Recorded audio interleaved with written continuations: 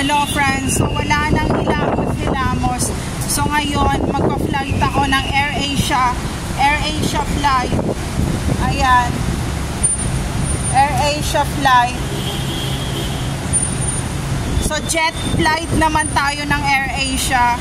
So ngayon, ito yung AirAsia, ayan. So pa-jet flight naman ako, papunta ng Davao and Davao to Cotabato. And tingnan, silipin muna natin sandali.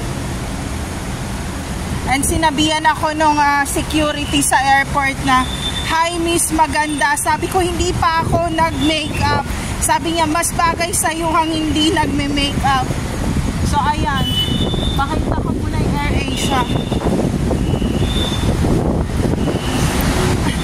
Sinisipon ako eh. So ayan, AirAsia, dito AirAsia.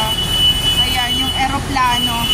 Terminal 2, local and domestic and international AirAsia airport or AirAsia terminal pala, hindi airport. So ayan siya.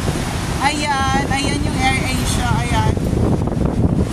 Nasira yung DJI cam ko, pero pagdating ko ng Davao, we will see how to fix those DJI. So, habol muna ako para makakuha na tayo ng ating upuan. So, ayun.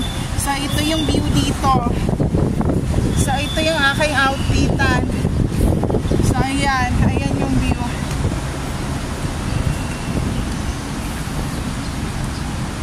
Meron ditong food na 24/7. Always Denny's always open 24/7. Food, fast food, ganyan. Shout out.